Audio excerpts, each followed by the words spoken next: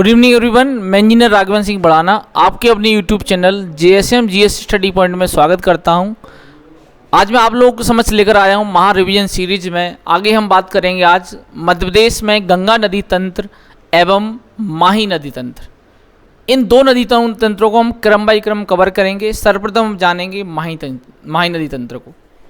जैसे कि हम बात कर रहे हैं, आप सभी छात्र जुड़ जाएं। सभी छात्रों का स्वागत है, तहे दिल से स्वागत है। तो जैसे कि हम बात करें, सबसे पहले हम बात कर लेते हैं इसमें माही नदी तंत्र की, कि भाई माही नदी तंत्र कहाँ से प्रारंभ हुआ है और किस प्रकार से ये मध्य प्रदेश से होकर गुजरता है। जैसे कि हम बात करें, यहाँ पर धार जिला है, यहाँ पर झाबुआ है और बेटा यहाँ पर अलीराजपुर है। सॉरी जैसे कि हम बात कर रहे हैं यहाँ धार, झाबुआ और रतलाम। ठीक है मेरे प्यारे छात्रों, तो ध्यान से देखें आप। तो सबसे पहले हम कवर करने वाले हैं इसमें माही नदी तंत्र। तो ध्यान रखना है कि माही नदी का उद्गम धार जिले की सरदारपुर तहसील में, सरदारपुर तहसील में एक गांव पड़ता है बेटा, जिसे कहते हैं मिंडा गांव। सरदारपुर तहसील में एक गांव पड़ता है जिसे मिंडा गांव के नाम से जाना जाता है। तो इसी गांव से उद्गम हुआ है किस नदी का? तो नदी का नाम क्या है मेरे प्यारे छात्रों? माही नदी। क्या नाम है मेरे प्यारे छात्रों? माही नदी। इसे पृथ्वी की पुत्री भी कहा जाता है। क्या कहते हैं मेरे प्यारे छात्रों? इसे पृथ्वी की पुत्री के नाम से भी जाना जाता है। तो ये नदी धार से कहाँ बहेगी बेटा? झाबुआ। झाबुआ से कहाँ जाएगी? रतलाम। धार से झाबुआ और झाबुआ से रतलाम। तो बेटा रतलाम से कहाँ पहुँचेगी? राजस्थान। इस तरह से कहाँ पहुँच जाएगी मेरे प्यारे छात्रों? ये राजस्थान। लेकिन राजस्थान में हमें ये ध्यान रखना है कि इधर से एक नदी आएगी और एक नदी इधर से आएगी, ऐसे। इस नदी को कहते हैं सोम नदी और इस नदी को कहते हैं जाखम नदी। तो ये, और इधर से बेटा कौन सी जा रही है? माही नदी। इन तीनों नदियों का एक संगम हो जाता है। किस स्थान पर होता है? तो उसे कहते हैं बेणेश्वर। क्या कहते हैं मेरे प्यारे छात्रों? बेणेश्वर। तो बेणेश्वर नामक स्थान ही राजस्थान में कहाँ पर है बेटा? ये सारी गतिविधियां कहाँ हो रही हैं? राजस्थान में। इस बात का हमें विशेष रूप से ध्यान रखना है। तो राजस्थान में जो बेणेश्वर नामक स्थान है, वहाँ पर जाके इन तीन नदियों का संगम है। इसलिए ध्यान रखना है हमें कि यहीं पर लगता है जनजातियों का कुंभ का मेला। क्या लगता है मेरे प्यारे छात्रों? जनजातियों का कुंभ का मेला। ठीक है भाई। तो जनजातियों कुंभ का मेला कहाँ लगता है? बेणेश्वर में। इसलिए इस नदी को एक और नाम मिल जाता है माही नदी को, तो इसे कहते हैं जनजातियों की नदी। जनजातियों की नदी भी कहते हैं इसे। क्या कहते हैं मेरे प्यारे छात्रों? से जनजातियों की नदी के नाम से भी जाना जाता है। दोबारा चेक कर लेते हैं हम, कोई टेंशन नहीं बेटा इसमें। अगर आप JSM GS स्टडी पॉइंट पर जुड़े हुए हैं तो आपको गुणवत्ता उच्च मिलेगी, याद रखना। जैसे कि हम बात करें, माही नदी का उद्गम कहाँ से हुआ है? सरदारपुर तहसील है, धार जिला है, मिंडा गांव है और पर्वतमाला कौन सी है? विंध्याचल। विंध्याचल पर्वतमाला है। आगे ये झाबुआ और रतलाम में बहती हुई कहाँ गिर जाएगी? सीधे राजस्थान में। राजस्थान में पहुँचने के बाद राजस्थान में इसमें सोम नदी और जाखम नाम की दो नदी आके मिल जाती हैं, तो इसे कहते हैं त्रिवेणी संगम। क्या कहते हैं इसे? त्रिवेणी संगम। ये किस स्थान पर होता है संगम? तो ये बेणेश्वर या वाणेश्वर नामक स्थान पर होता है। आगे नदी बहती है इस तरह से। तो इसमें राजस्थान में ही एक स्थान है बांसवाड़ा। तो बेटा ध्यान रखना है कि बांसवाड़ा के अंदर एक क्या है? परियोजना है, जिसे कहते हैं माही परियोजना। क्या कहते हैं मेरे प्यारे छात्रों? माही परियोजना। चूंकि माही परियोजना देश की क्या है, पहली निजी परियोजना है, इसे जमनालाल बजाज परियोजना के नाम से भी जाना जाता है। ये माही है बेटा, अपनी घरवाली माही नहीं है, पता लगे माँ वाली माही हो तो खूब हंसी मजाक बढ़ाए जा रहे हैं, और माही क्या हाल चाल है, नहीं। तो बेटा ये ध्यान रखना है कि ये माही परियोजना है, यहाँ किस नदी पर है, माही नदी पर, और ये ध्यान रखना भारत की पहली निजी परियोजना है। मैं इसको यहाँ मेंशन कर देता हूँ, यहाँ स्पेस नहीं मेरे पास। तो इस परियोजना को क्या कहते हैं बेटा, जमनालाल बजाज परियोजना। जमनालाल बजाज परियोजना है जो यहाँ पर है, देखो कहाँ पर है, राजस्थान के बांसवाड़ा में। ये ध्यान रखना भारत की प्रथम निजी परियोजना है। भारत की प्रथम क्या है, निजी परियोजना है मेरे प्यारे छात्रों। कैसी परियोजना है ये, निजी परियोजना है, भारत की पहली। ठीक है, अब हम बढ़ते हैं बेटा इसमें और आगे। तो ये नदी आगे गुजरात पहुंच जाएगी। कहाँ पहुंच जाएगी बेटा, गुजरात। तो गुजरात में इस पे एक बांध है, कड़ाना बांध। कौन सा बांध है मेरे प्यारे छात्रों, गुजरात में एक कड़ाना बांध है गुजरात में। किस नदी पर है, तो आपको ध्यान रखना माही नदी है। इसके बाद ये नदी बेटा गुजरात में ही बहते हुए इस तरह से कुछ शहर मिलेंगे, जैसे आपको बात करूं मैं बड़ौदरा, एक शहर मिलेगा आणंद। अब आप ये मत सोचना कि भाई मैंने नीचे लिखा है तो भाई नीचे पहुंच गए, शहर तो बेटा यहीं पर है, लेकिन क्या है चूंकि स्पेस नहीं है मेरे पास तो नीचे लिखना पड़ेगा मुझे। तो जब भी क्वेश्चन आए कि बड़ौदरा नामक शहर किस नदी के किनारे बसा हुआ है, तो बेटा आपको लगा देना है बड़ौदरा नदी, यानी कि नदी का नाम है माही नदी और शहर का नाम बड़ौदरा है। फिर हम बात करेंगे आणंद। तो आणंद नामक शहर में अमूल फैक्ट्री है और एक किस नदी किनारे है, तो आपको लगा देना है ये नदी का नाम क्या है, माही नदी। अंत कहाँ होता है, खंबात की खाड़ी। किस खाड़ी में हो जाता है, खंबात की खाड़ी। तो बेटा ये अंत हो गया, किस खाड़ी में जाके हो गया, खंबात की खाड़ी में। तो अगर आपसे पूछा जाए कि यहाँ तक की कुल लेंथ कितना है इसकी, तो कुल लंबाई है बेटा 583 किलोमीटर। तो इसकी कहानी हम दोबारा चेक कर लेते हैं बेटा, ठीक है भाई। देखो ध्यान से भाई, माही नदी का उद्गम धार जिले में सरदारपुर तहसील है, मिंडा गांव है और विंध्याचल पर्वतमाला है। माही नदी को क्या कहते हैं बेटा, पृथ्वी की पुत्री कहते हैं। ये नदी झाबुआ से रतलाम और रतलाम से राजस्थान। तो बेटा यहाँ एक अच्छा काम करती है, क्या कि नदी ध्यान रखना इस तरह से कर्क रेखा को काटती है 2 बार। ये नदी कर्क रेखा को 2 बार काटती है, 2 बार काटती है। यानी आपको ये ध्यान रखना है कि कर्क रेखा को 2 बार काटने वाली दुनिया की, विश्व की एकमात्र नदी माही नदी है। वो भारत में बहती है, भारत की बात छोड़ो, मध्य प्रदेश में बहती है। एकमात्र नदी है विश्व में, एकमात्र नदी। इधर रतलाम में, उधर बांसवाड़ा में, दोनों जगह काट देती है। ठीक है, तो अब इसका हमें विशेष रूप से ध्यान रखना है। अब बेणेश्वर में संगम है। बेणेश्वर में क्या है, संगम है सोम नदी का, जाखम नदी का और माही नदी का। इसलिए यहाँ पर कुंभ लगता है जनजातियों का, इसलिए इसे क्या कहते हैं, जनजातियों का कुंभ का मेला। क्या कहते हैं मेरे प्यारे छात्रों, जनजातियों कुंभ का मेला।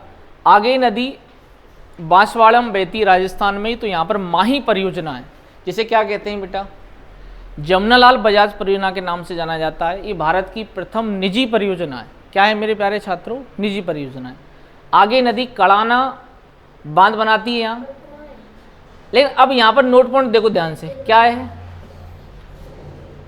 तो झाबुआ से 2 नदी बहती हैं। झाबुआ से 2 नदी बहती हैं जो आगे चल के किस में मिल जाती हैं, माही नदी में। तो उनके नाम मैं लेता हूँ यहाँ। एक का नाम है पनाम नदी और एक का नाम है अनान नदी।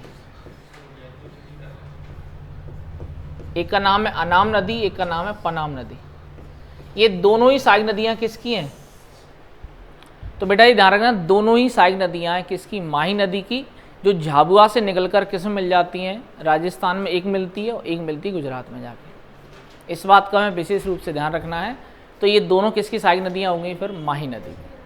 तो इस प्रकार से ये है अपना माही नदी तंत्र। क्या है मेरे प्यारे छात्रों? माही नदी तंत्र।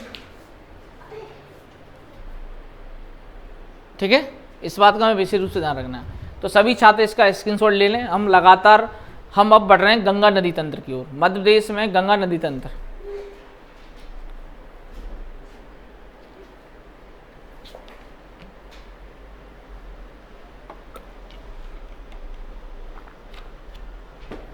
चलो भाई, लेकिन उससे पहले हम बात कर लेते हैं कि भैया कुछ प्रश्नोत्तर के बारे में। तो भैया माही नदी मैंने अब यहाँ हटा दी है वहाँ से। तो सभी छात्र कमेंट में जवाब दें। सबके कमेंट देख रहा हूँ मैं। सबसे पहला क्वेश्चन कि भाई भारत में छोड़ो, विश्व में एकमात्र कौन सी नदी है जो कर्क रेखा को 2 बार काटती है? पहला क्वेश्चन। दूसरा क्वेश्चन ये है कि कड़ाना बांध कहाँ पर स्थित है और किस नदी पर स्थित है? तीसरा क्वेश्चन, पनाम नदी झाबुआ से तो निकलती है, लेकिन किसकी सहायक नदी है? 3 के जवाब देना है और आगे मेरे साथ जुड़े रहना है। चलो भाई आगे बढ़ते हैं। अगला हमारे समक्ष है, अगली जो नदी है वो हम पढ़ने वाले हैं गंगा नदी तंत्र के अंतर्गत। सबसे पहले हम बात कर रहे हैं चंबल नदी के बारे में। तो बेटा यहां पर एक शहर है इंदौर। इंदौर, यहाँ उज्जैन, यहाँ रतलाम, यहाँ मंदसौर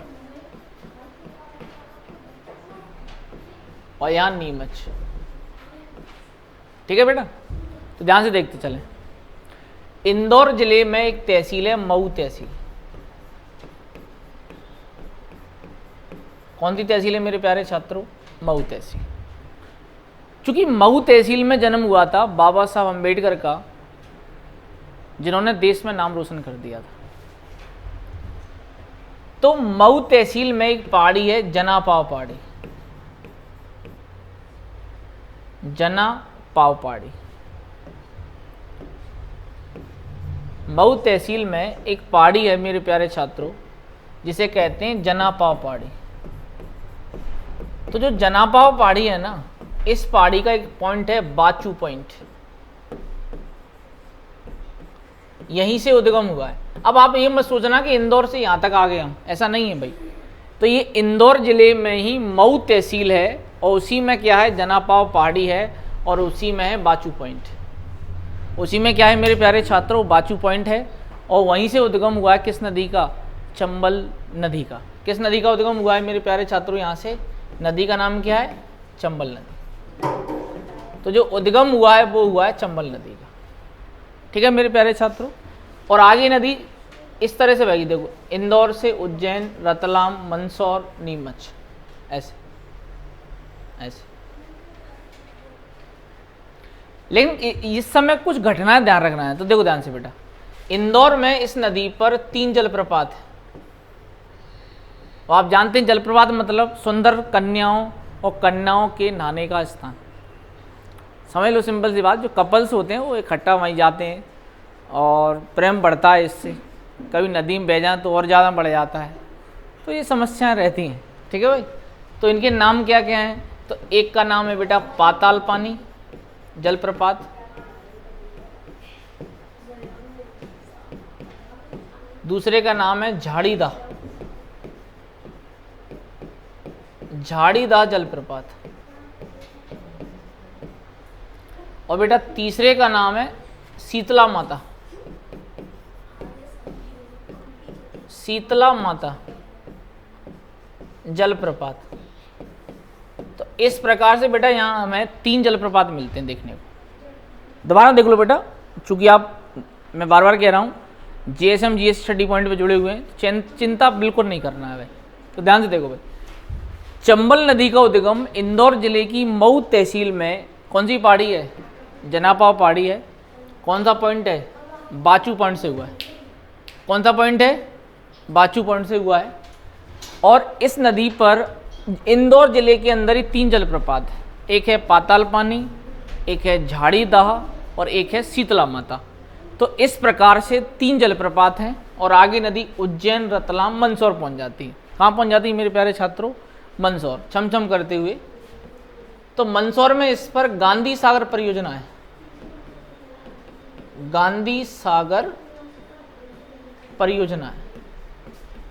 इंदौर जिले में मेरे प्यारे छात्रों इस पर गांधी सागर परियोजना है, जो 1953-56 में प्रारंभ हुआ इसका कार्य, और ये मध्य प्रदेश की पहली बड़ी परियोजना है।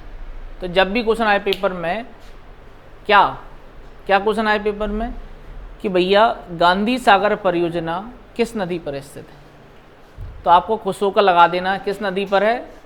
चंबल नदी पर, मंदसौर जिले में स्थित है। ठीक है भाई, आगे बढ़ेंगे हम नीमच से। कहाँ पहुँच गए हम? राजस्थान। तो राजस्थान और नीमच की सीमा पर एक जलप्रपात है, इसे क्या कहते हैं? इसे कहते हैं मेरे प्यारे छात्रों चूलिया जलप्रपात। क्या कहते हैं मेरे प्यारे छात्रों? इसे चूलिया जलप्रपात के नाम से जाना जाता है। किस नदी पर है? तो आपको खुश होकर लगा दें नदी का नाम क्या है। जैसे अपने पड़ोसी का नाम याद रहता है ना, पड़ोसी में कौन रहता है पड़ोस में, ऐसे इसका नाम याद रखो। कौन सा जलप्रपात है? चूलिया।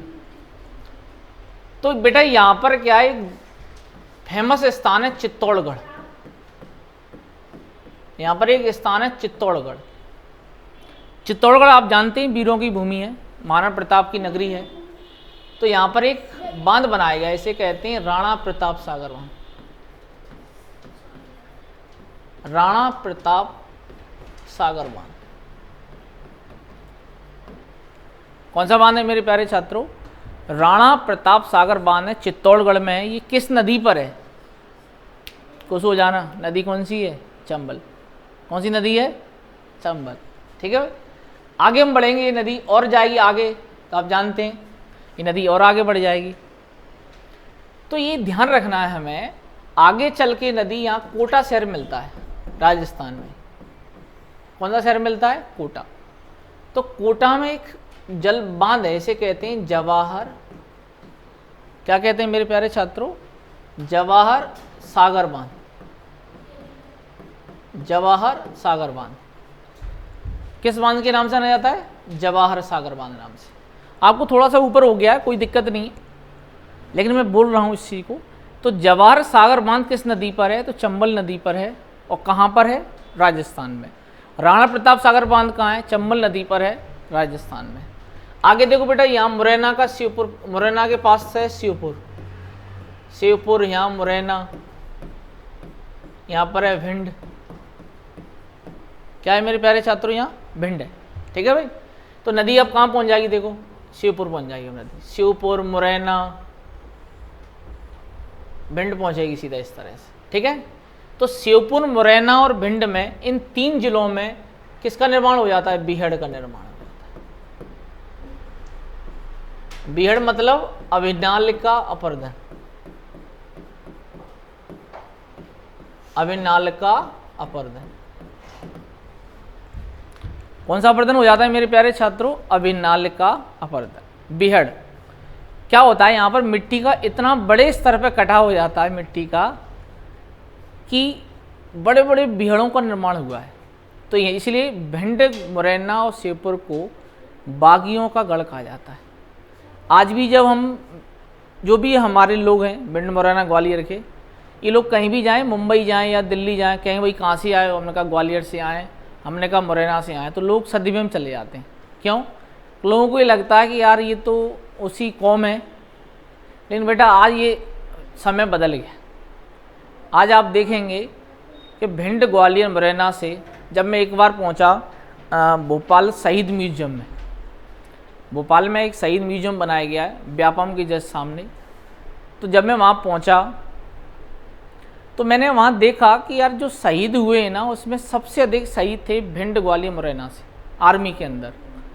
तो मैंने देखा कि नहीं यार, बागी तो थे हमारे पूर्वज जो भी रहे हों, सब सम्माननीय हैं, लेकिन हमारे अंदर लड़ने की, हमारे अंदर संघर्ष करने का जज्बा बहुत ज़्यादा है। आज आप देखें कि सेना में सबसे आगे लड़ने के लिए तैयार रहता है भिंड, ग्वालियर, मुरैना, यानी चंबल संभाग। तो इस बात पर हमें गर्व है कि जब जब हमारे खिलाफ कोई भी गतिविधियां होंगी तो हम उसके लिए हम तैयार रहेंगे, चाहे विषम परिस्थिति आए या अच्छी परिस्थिति हो, बिल्कुल हम तैयार रहते हैं, ऐसा हमारे अंदर जुनून है। चलो भाई, तो बेहड़ का निर्माण करती हुई नदी, भिंड के आगे इटावा पड़ता है बेटा, यहाँ मैं इधर लिख देता हूँ, भिंड के आगे क्या पड़ता है, इटावा। इटावा ये यूपी में चला जाता है, इटावा कहाँ पर चला जाता है, यूपी में। लेकिन उससे पहले पचनदा पड़ता है, पचनदा क्या पड़ता है मेरे प्यारे छात्रों, पचनदा। तो पच नदी में क्या है, 5 नदियां आकर मिलती हैं, ऊपर से यमुना, इधर से चंबल, और इधर से यहां से निकलती है विदिशा। यहाँ तो विदिशा में सरोज से, कहां से, सरोज नामक स्थान से नदी निकलती, सिंध नदी। क्या कहते हैं इसे, सिंध नदी। इन छोटी छोटी नदियों को तो हम बाद में पढ़ लेंगे कभी, अलग अलग एक्स्ट्रा क्लास लेके। तो सिंध नदी विदिशा निकलती है, भी काम मिलती है पच नदी में जाके, ठीक है। क्वारी नदी शिवपुरी के पटा से निकली, यहाँ शिवपुरी है, तो ये भी भिंड में बहते हुए कहाँ चली जाती, मुरैना भिंड में बहते हुए ये भी मिल जाती है वहीं जाके। तो ये सब सहायक नदियां हैं बेटा। तो इस प्रकार से यहाँ तक इसकी कुल लंबाई कितनी है, चंबल नदी की 965 किलोमीटर। चंबल नदी की कुल लंबाई कितना है, 965 किलोमीटर। दोबारा देख लो मेरे साथ, कोई टेंशन नहीं। तो देखो भाई ध्यान से, चंबल नदी का उद्गम इंदौर जिले की मऊ तहसील में जनापाव पहाड़ी है, बाचू पॉइंट है। यहाँ पर 3 वाटरफॉल हैं, पाताल पानी, झाड़ी दा और शीतला माता। आगे उज्जैन, रतलाम, मंदसौर, ठीक है भाई। तो बेटा ये ध्यान रखना है कि कुछ यहाँ सहायक नदियों की मेंशन कर देता हूँ इस बार में। तो उज्जैन से निकली, इंदौर से निकली है काकड़ी बरडी पहाड़ी से, काकड़ी बरडी पहाड़ी से एक नदी निकली जिसे कहते हैं छिप्रा। तो ये नदी उज्जैन होती हुई मंदसौर किसमें मिल जाती है, किसमें मिल जाती है, चंबल नदी। तो किसकी सहायक नदी होगी भैया ये, तो ये किसकी सहायक नदी होगी बेटा, तो ये होगी चंबल नदी। इसके अलावा इधर से एक नदी आई है राजस्थान से, जिसका नाम क्या है, सिबना नदी। ये भी बेटा किसकी सहायक नदी है, चंबल की। मंदसौर में आके कैसे मिल जाएगी, चंबल नदी में। और छिप्रा भी मंदसौर में जाके कैसे मिल जाएगी, चंबल नदी में। तो दोनों किसकी सहायक नदियां हो गई, चंबल की। इसके अलावा हम बात करेंगे देवास में जो बागली गांव है, वहां से एक नदी निकली है जिस नदी का नाम है काली सिंध। काली सिंध, तो ये भी किसकी सहायक नदी, काली सिंध, चंबल की। एक सीहोर पड़ता है बेटा यहाँ, सीहोर। तो सीहोर से निकली है एक नदी जिसे कहते हैं पार्वती नदी। ये भी किसकी सहायक नदी, चंबल की। क्रम से देख लो, देवास के बागली गांव से निकली है, सॉरी इंदौर के काकड़ी बड़ी पहाड़ी से निकली छिप्रा नदी, ये भी सहायक नदी है। देवास के बागली गांव से निकली है काली सिंध, ये भी सहायक नदी है। सीहोर से निकली है पार्वती नदी, ये भी किसकी सहायक नदी है, तो बेटा ये भी किसकी सहायक नदी है, तो ये भी हमें ध्यान रखना है, चंबल की, ठीक है। इधर से सिमना आ जाती है, और शिवपुर से कौन सी मिल जाती है, जल्दी बताएं। तो शिवपुर में एक नदी है, ये आपको जवाब देना है कमेंट में, ठीक है। और हम बात करें इसमें, और उस नदी के नाम पर ध्यान रखना है, यहाँ शिवपुर में एक राष्ट्रीय उद्यान है। ये आपके लिए होमवर्क, यानी कि आपको कमेंट करके जवाब देना है, ठीक है भाई। तो ये कहानी किसकी होगी, चंबल की, ठीक है। आगे ये बेड़े का निर्माण करते हुए कहाँ चली जाती, पच नदी में। और इस पर 3 बांध हैं, एक गांधी सागर, एक राणा प्रताप सागर, और एक क्या है, जवाहर सागर। 3 बांध हैं, और ये बेड़े का निर्माण करती है, और इसे चरमावती धर्मावती के नाम से भी जाना जाता है। इसकी सहायक नदियाँ कौन कौन सी हैं, ध्यान से देखो, छिप्रा, बनास, सिबना, काली सिंध, सिंध, क्वारी, बिना ब्याह वाली, पार्वती, ठीक है। बाकी शिवपुर वाली नदी कमेंट में जवाब देना आप, ठीक है। तो इस प्रकार से कौन सी नदी कंप्लीट होगी अपनी, चंबल नदी। इतना ही फैक्ट पढ़ना है। छोटी छोटी नदियों को हम अलग से मेंशन करते हैं, ठीक है भाई, क्योंकि ये रिवीजन क्लास है, उतना इफेक्टिव नहीं कर सकता इसमें मैं, ठीक है। तो आपके लिए भाई नदी कंप्लीट हो गई, तो अब आपके लिए क्वेश्चन तैयार। चलो अब आपके लिए क्वेश्चन तैयार है यहाँ। क्या है क्वेश्चन वो समझ लो बेटा। देखो क्वेश्चन ये है कि चंबल नदी का उद्गम कहाँ से हुआ है, सबसे पहला क्वेश्चन। ठीक है, दूसरा क्वेश्चन आपको बताना है कि गांधी सागर बांध किस जिले में। तीसरा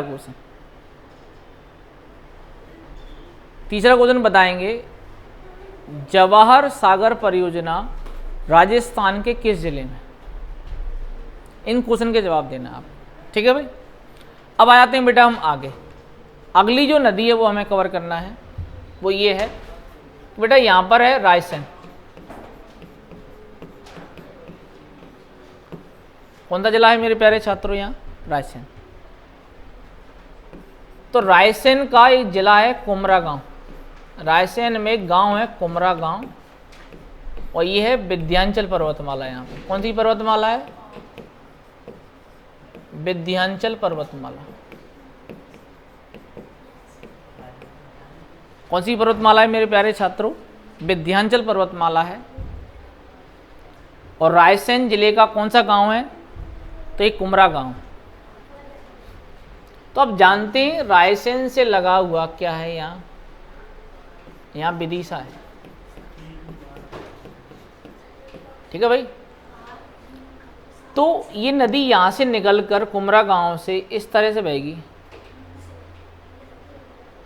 विदिशा, और यहाँ अशोकनगर है।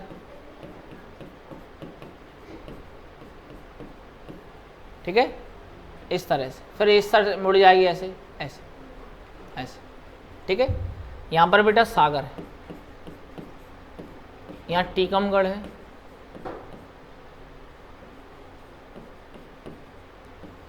यहाँ नेवाड़ी है। तो देखते चलना। ठीक है भाई, मेरे साथ कोई टेंशन नहीं, हमें तो काय का कम है भाई। ठीक है भाई, बिल्कुल टेंशन नहीं।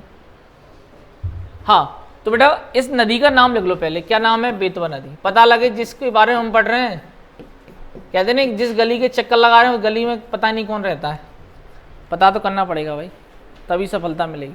ठीक है तो रायसेन जिले में एक गांव है कुमरा गांव, वहीं से उद्गम हुआ है बेतवा नदी का। किस नदी का, बेतवा नदी का। और ये नदी आगे, इस नदी किनारे दो बेहतरीन जगह हैं। जैसे कि हम बात करें भोजपुर, क्या है मेरे प्यारे छात्रों, भोजपुर। यहाँ पर भोजपुर नाम का शिव मंदिर है।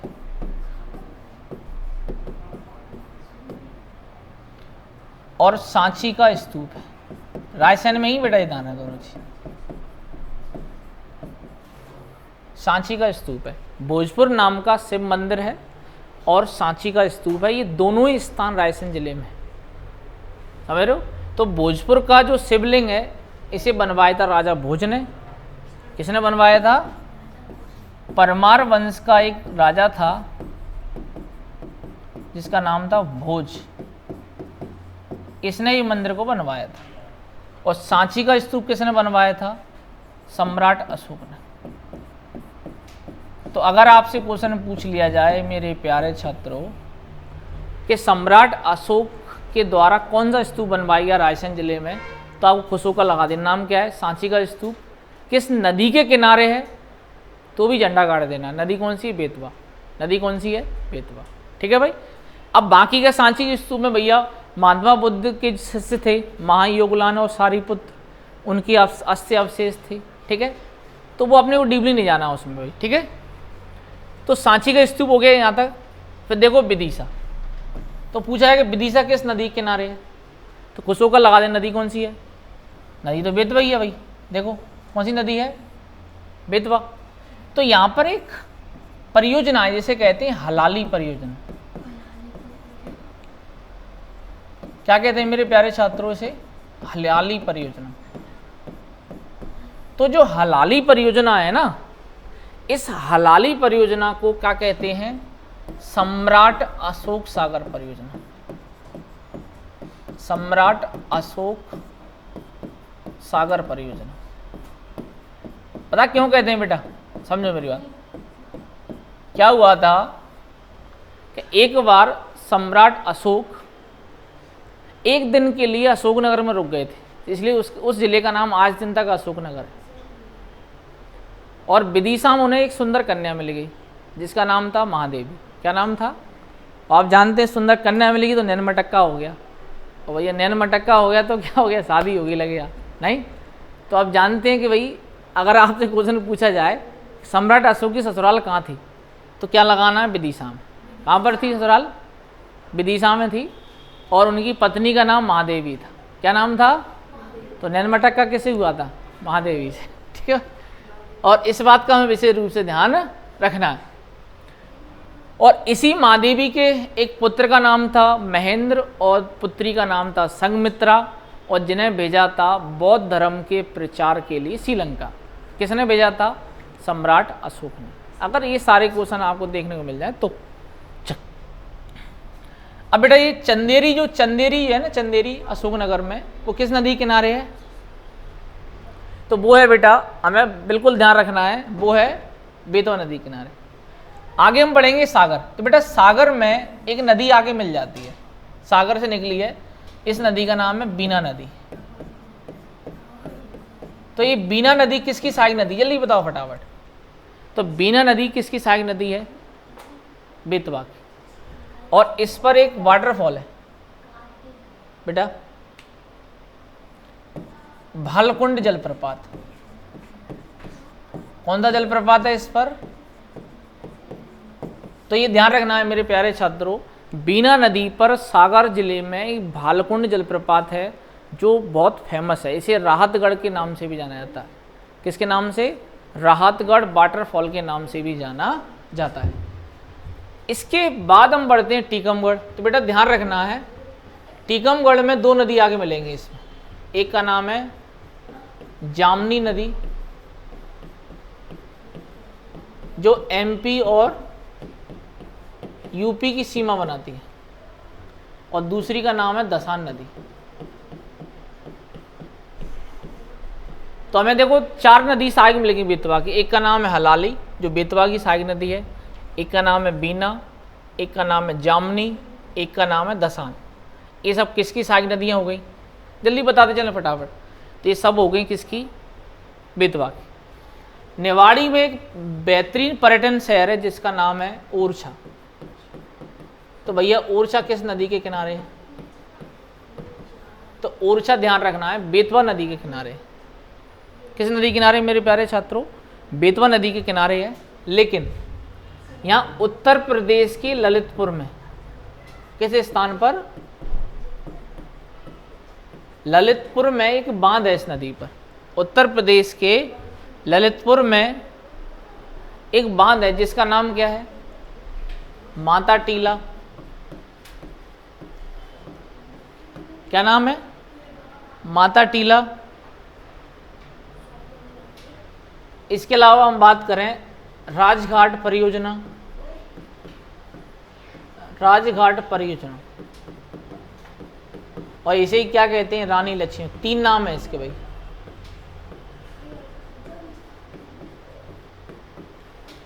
दोबारा देख लो बेटा, उत्तर प्रदेश के ललितपुर में बेतवा नदी पर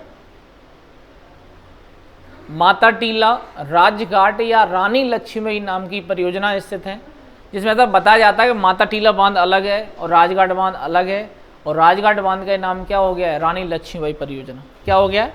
क्यों? रानी लक्ष्मीबाई की गढ़ रहा है ये। ठीक है, आगे नदी बेटा ये इधर से यमुना मिलेगी। इधर से कौन सी नदी मिलेगी? यमुना नदी। और इसी यमुना नदी में मिल जाएगी कौन सी नदी? और कहाँ मिलेगी बेटा? हमीरपुर के निकट। कहाँ मिलेगी मेरे प्यारे छात्रों? ये हमीरपुर के निकट। यहाँ तक की कुल लंबाई कितना है? 480 किलोमीटर। कितनी मेरे प्यारे छात्रों? 480 किलोमीटर। कितना किलोमीटर है? 480 किलोमीटर। ठीक है, इस बात का हमें विशेष रूप से ध्यान रखना है भाई। तो ये अब आपको इससे संबंधित क्वेश्चन ध्यान रखना है। क्या क्वेश्चन बेटा? कि बेतवा नदी का उद्गम किस स्थान से हुआ है? ठीक है, और बेतवा नदी जो है इस पर कौन कौन सी परियोजना है? वो आपको कमेंट में जवाब देना है। कौन कौन सी परियोजना है, और बेतवा नदी की सारी नदियों के नाम और बताएं। तो इस प्रकार से भैया बेतवा नदी कवर हो जाती है। आप इसका स्क्रीनशॉट ले लें फटाफट।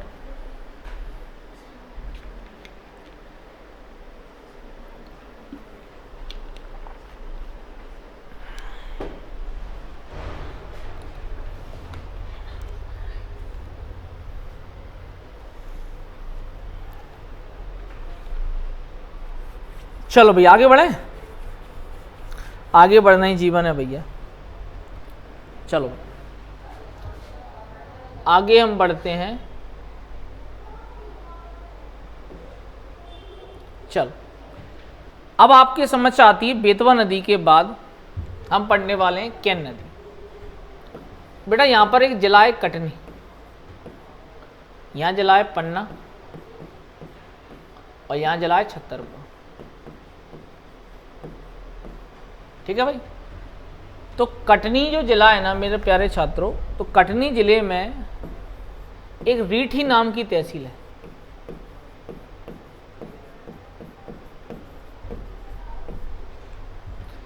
इस तहसील में हमें ध्यान रखना है, एक गांव पड़ता है जिसका नाम है आहिर गांव, और पहाड़ी कौन सी है, कैमूर की पहाड़ी। जैसा भी क्वेश्चन आया बिल्कुल रगड़ देना अपने को। उन्होंने पूछा कि किस जिले से उद्गम हुआ केन नदी का। नदी का नाम क्या है मेरे प्यारे छात्रों, और इसका प्राचीन नाम क्या है, सुक्तिमती। प्राचीन नाम है सुक्तिमती। तो देखो बेटा यहां से केन नदी का उद्गम कटनी जिले में कैमूर पहाड़ी से हुआ है, लेकिन तहसील पूछा है तो रीठी तहसील है, आहिर गांव है। और ये नदी कटनी से बहेगी पन्ना, और पन्ना से आई छतरपुर, छतर से आई यूपी, और यूपी में जो बांदा जिला है, कौन सा जिला है, बांदा, इस जिले में जाके किस नदी मिल जाएगी, यमुना नदी। लेकिन कुछ फैक्ट देखने हैं अपने को, ठीक है भाई। तो भैया यहां पर कुछ सहायक नदियां हैं इसकी, किसकी, केन नदी की। जैसे कि हम बात करें, केन नदी एक सहायक नदी का नाम है सोनार नदी, और दूसरी नदी का नाम है श्यामरी।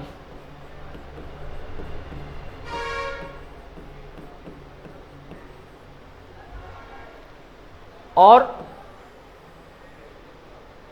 इधर से दो आगे मिलती हैं जिनके नाम क्या क्या है, एक का नाम है मीर हसन नदी,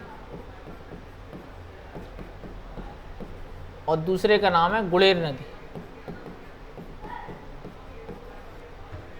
तो ये दोनों जो नदियां हैं, नहीं दो इधर से दो इधर से, किसकी सारी नदियां हैं सब, तो आपको ध्यान रखना है किसकी, केन नदी की। आगे नदी पहुंचेगी पन्ना। बेटा पन्ना में ध्यान रखना है गंगऊ अभ्यारण्य, गंगऊ अभ्यारण्य और पन्ना टाइगर रिजर्व, इन दोनों से ये नदी गुजरती है। पन्ना जिले में क्या है मेरे प्यारे छात्रों, गंगऊ अभ्यारण्य है और पन्ना टाइगर रिजर्व है। इन दोनों से एक नदी गुजरती है जिसका नाम क्या है, केन नदी। और इसी पर पन्ना जिले में दो वाटरफॉल हैं, एक है पांडव और एक का नाम है गाथा। दोनों क्या है मेरे प्यारे छात्रों, जलप्रपात। तो जब भी क्वेश्चन आ जाए कि भैया पांडव नाम का प्रसिद्ध जलप्रपात किस नदी पर है और किस जिले में, तो पन्ना जिले में है और केन नदी पर है। फिर हम बढ़ते हैं और आगे, तो छतरपुर में हमें, बेटा मैं एरो ला के इधर लिख देता हूँ, कोई दिक्कत नहीं, वहाँ स्पेस नहीं है। तो यहाँ पर एक रनेह जलप्रपात है, रनेह जलप्रपात छतरपुर में केन नदी पर है। इसके अलावा छतरपुर में दो नदी आगे मिल जाती हैं इसमें। बेटा इधर लिख दूँ, कोई दिक्कत, ये मत सोचना कि मैप से बाहर निकल गया हूँ, बात छतरपुर में चल रही है। तो इसमें क्या है बेटा, एक तो उर्मिल नदी और दूसरी रनगवा नदी। रनगोमा नदी, ये दोनों नदी आके मिल जाती हैं छतरपुर में। किस नदी में? केन नदी में। तो दोनों ही परियोजना, जब भी क्वेश्चन आए कि उर्बिल परियोजना किस नदी पर है, तो छतरपुर में है और केन नदी पर है। केन नदी ऑप्शन ना मिले तो उर्मिल नदी लगा देना, कोई दिक्कत नहीं। रनगोमा नदी पर भी परियोजना है बेटा। चाहे मैंने अभी आपको राजघाट बताया था, वो भी एमपी यूपी की सम्मिलित है, और ये भी किसकी सम्मिलित होंगी बताओ? एमपी यूपी की। ठीक है भाई। और इस नदी को सबसे स्वच्छ नदी कहा जाता है मध्य प्रदेश की। दोबारा देख लो बेटा, केन नदी का उद्गम कटनी जिले की रीठी तहसील से हुआ है। इसका प्राचीन नाम सुक्तिमती है। इसकी सहायक नदी लिख लो, सोनार, श्यामरी, मीर हसन, गुड़ेर। पन्ना जिले में ध्यान रखना है कि गंगऊ अभ्यारण्य है और पन्ना टाइगर रिजर्व है, दोनों से गुजरती है। पांडव गाथा नाम के जलप्रपात है। छतरपुर जिले में कौन सा जलप्रपात है इस नदी पर? रने है। उर्मिल नदी और रनगोमा नदी, इन पर परियोजना है ये। तो एमपी यूपी की सम्मिलित है, लेकिन कहाँ पर है? छतरपुर में। और अंत कहाँ हो जाता है? यूपी के बांदा में। कुल लंबाई है 427 किलोमीटर। कितनी मेरे प्यारे छात्रों? 427 किलोमीटर। ठीक है भाई। तो इस प्रकार से कौन सी नदी कंप्लीट हो गई अपनी? ये केन नदी। तो इससे संबंधित दो क्वेश्चन पूछ लेता हूं फटाफट। केन नदी पर रने जलप्रपात कहाँ स्थित है? किस जिले में? दूसरा क्वेश्चन, गंगऊ अभ्यारण्य कहाँ पर स्थित है? गंगऊ अभ्यारण्य कहाँ पर स्थित है? ये आपको क्वेश्चन जवाब देना है। ठीक है भाई। चलो भाई, नेक्स्ट क्वेश्चन। आप इसका स्क्रीनशॉट लेना फटाफट। जुड़े रहना भाई अंत तक, क्योंकि मैं आपको आज पूरा गंगा नदी तंत्र मध्य प्रदेश में और माही बताई दिया है मैंने आपको।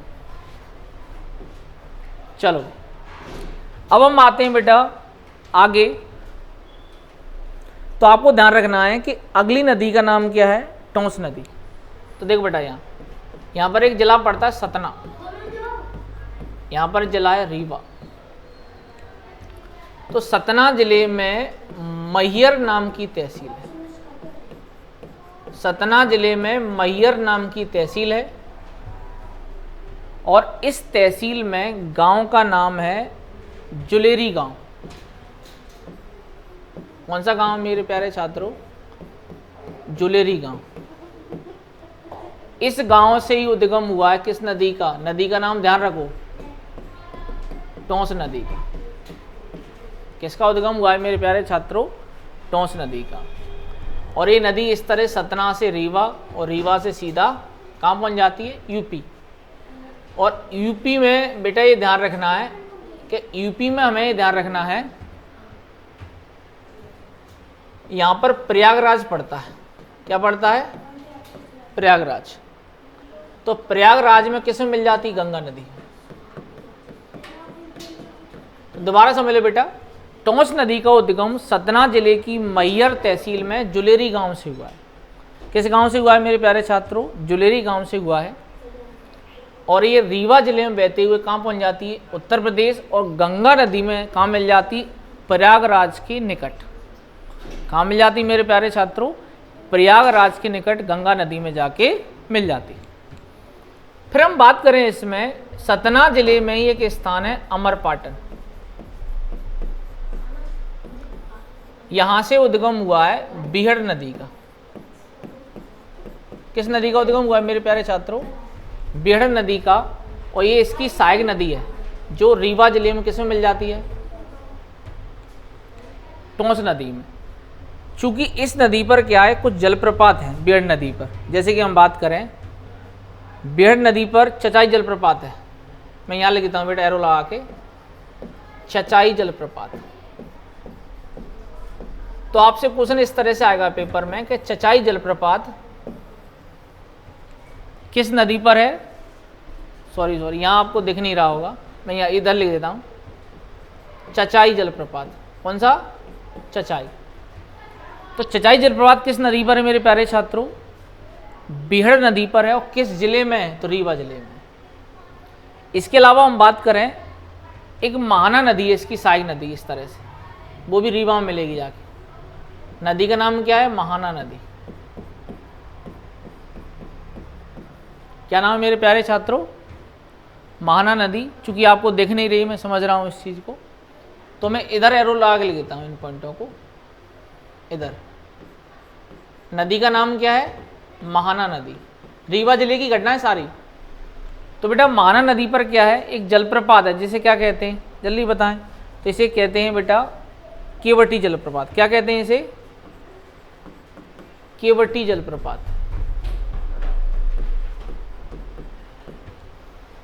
और इसी रीवा जिले में एक नदी और आके मिलती है, जिसको मैं इधर लिख देता हूं एरो लगा के, सेलर नदी। तो सेलर नदी पर एक जलप्रपात जिसका नाम क्या है? बहुटी जलप्रपात। तो ये मध्य प्रदेश का क्या है? सबसे ऊंचा जलप्रपात है, 198 मीटर है। अब इसी को दोबारा देखो भाई, दोबारा चेक कर लो। टोंस नदी का उद्गम सतना जिले की मैहर तहसील में हुआ है। सतना जिले की मैहर तहसील में हुआ है, और ये रीवा जिले में बहते हुए उत्तर प्रदेश में किस में जाती? गंगा नदी। लेकिन इसकी सहायक नदी कौन सी है? बेड़ नदी। और बेड़ नदी पर रीवा जिले में कौन सा जलप्रपात है? चचाई। कौन सा है मेरे प्यारे छात्रों? चचाई। और रीवा जिले में ही जो बेड़ की सहायक नदियां हैं, या हम कहें टोंस की सहायक नदियां, तो महाना नदी पर कौन सा जलप्रपात है? केवटी। और सेलर नदी पर कौन सा है? बहुटी। बहुटी क्या है? मध्य प्रदेश का सबसे ऊंचा जलप्रपात है। इतना ध्यान रखना है, ठीक है भाई। इसके अलावा बिछिया नदी भी है, ज़्यादा हो जाएगा अपना, ठीक है। तो मेरे हिसाब से इतना आपको पढ़ लेना किस नदी में? टोंस नदी में। और इसकी कुल लंबाई है 320 किलोमीटर। कितना है मेरे प्यारे छात्रों? 320 किलोमीटर। अब भैया मेरा क्वेश्चन तैयार। अंतिम एक नदी और रहेगी, सोन नदी। 5 मिनट में क्लास को एंड कर दूंगा मैं। चलो भाई, तो पहला ही क्वेश्चन देखेंगे इसमें हम, क्योंकि रिवीजन क्लास थी नदियों की और धमाकेदार क्लास थी ये। इसके बाद हाल फिलहाल कोई टाइम मिलने दो पहले। तो देखो, तो आपको जवाब देना है कि भैया केवटी जलप्रपात किस नदी पर है, और हम बात करेंगे बहुटी जलप्रपात किस नदी पर है, और चचाई जलप्रपात किस नदी पर है। और सारे जलप्रपात जो मैंने पूछे हैं वो किस जिले में। सबके क्वेश्चन जवाब दें कमेंट में फटाफट। हम एक लास्ट नदी कवर करने वाले हैं। चलो भाई, हाँ, तो बेटा ध्यान से देखो भाई, यहां पर है अनूपपुर जिला। क्या है मेरे प्यारे छात्रों? यहां पर है अनूपपुर जिला। कौन सा? अनूपपुर जिला। इस बात का विशेष रूप से ध्यान रखना, ठीक है। कौन सा जिला है? अनूपपुर। तो अनूपपुर जिले में एक स्थान है अमरकंटक, ठीक है भाई। अनूपपुर से जस्ट ऊपर है शहडोल, फिर है सीधी, इसके बाद है सिंगरौली, ठीक है भाई। तो अनूपपुर जिले में अमरकंटक नामक स्थान से 3 नदी निकली। एक ऐसी निकली है, इसे कहते हैं नर्मदा, और दूसरी ऐसे निकली है, इसे कहते हैं जोइला, और तीसरी इस तरह से बहती है, इसे कहते हैं सोन नदी। इसे कहते हैं सोन नदी। तो इस प्रकार से 3 नदियों का उद्गम हुआ है। ध्यान से देखो, अनूपपुर जिले में अमरकंटक नामक स्थान से 3 नदियों का उद्गम हुआ है, नर्मदा, सोन और जोहिला। सोन नदी अमरकंटक से निकलेगी, अनूपपुर से शहडोल, सीधी, सिंगरौली होती हुई कहाँ पहुँच जाएगी? यूपी। और यूपी से कहाँ पहुँचेगी? बिहार। और बिहार में एक स्थान है पटना, जहाँ हो जाएगी घटना, ठीक है भाई। तो पटना में जाकर किसे मिल जाएगी? गंगा नदी। तो कुल लंबाई कितना है इसकी? 780 किलोमीटर। किस नदी के बारे में हम बात कर रहे हैं? सोन नदी के बारे में। तो ये सोन नदी इसी तरह से बहेगी जाना, ठीक है भाई। तो ध्यान से देखो भाई, इसकी एक सहायक नदी तो हमें यही मिलेगी, जोइला नदी। बोलो हाँ है ना, जल्दी बोलो फटाफट, कौन सी मिलेगी हमें? जोइला नदी। अब सीधी के निकट यहां से एक नदी और आ जाएगी, जिसे कहते हैं जारवाही नदी। ये भी इसकी सहायक नदी है। किसकी सहायक नदी है? सोन नदी की। और बेटा इधर से आएंगी दो नदी, पहले आएगी बनास,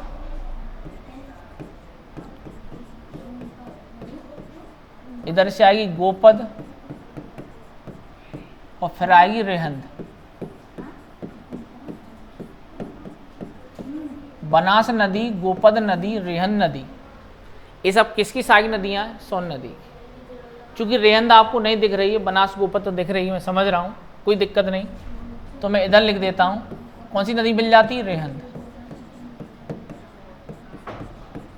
ये इसकी सारी नदियां होंगी। तो दोबारा देख लें भाई, अनूपपुर जिले में अमरकंटक नामक स्थान से उद्गम हुआ है सोन नदी का। और ये सोन नदी जो है, हमें ध्यान रखना है, शहडोल, सीधी, सिगरौल होते उत्तर प्रदेश और बिहार में जाकर गंगा नदी मिल जाती है। कुल लंबाई इसकी 780 किलोमीटर है, पटना में जाके मिल जाती है। इसकी साइड में लिख लो, जोहिला नदी, जारवाही नदी, बनास नदी, गोपद नदी और रेहंद नदी। और रेहंद नदी पर ध्यान रखना, रेहंद परियोजना है उत्तर प्रदेश में, इसको भी नोट कर लेना, ठीक है। और शहडोल जिले में एक स्थान है देवलोद, शहडोल जिले में देवलोद नामक स्थान पर एक परियोजना है, बाण सागर परियोजना। तो ये मेरे प्यारे छात्रों, बाण सागर परियोजना एमपी, यूपी और बिहार की क्या है? सम्मिलित परियोजना है, सम्मिलित परियोजना है। और किस नदी पर है भैया? तो ये सोन नदी पर है। और किस जिले में? सीधी जिले में। कुल लंबाई कितना है? 780। उद्गम कहाँ से हुआ है? अमरकंटक से। कहाँ से हुए मेरे प्यारे छात्रों? अमरकंटक से हुआ है। और ये बाण सागर नाम किस लिए पड़ा है? क्योंकि बाणभट्ट नाम के कवि थे, और ये किसके दरबारी थे? तो हर्षवर्धन के, राजा हर्षवर्धन के दरबारी कवि थे। इनके द्वारा कुछ किताबें लिखी गई हैं, जिनके नाम बताता हूं मैं। एक का नाम हर्षचरित और दूसरी पुस्तक का नाम है कादंबरी। ये पुस्तकें लिखी हैं किसने? बाणभट्ट साहब ने। तो इस तरह से सोन नदी भी कहानी कंप्लीट हो जाती है। तो मैंने आपको गंगा नदी तंत्र और माही नदी तंत्र मैंने पूरा कवर कराया है जितना संभव हो सकता है। तो आप इसका स्क्रीनशॉट ले लें, फिर मैं क्वेश्चन पूछ के क्लास को विराम देने वाला।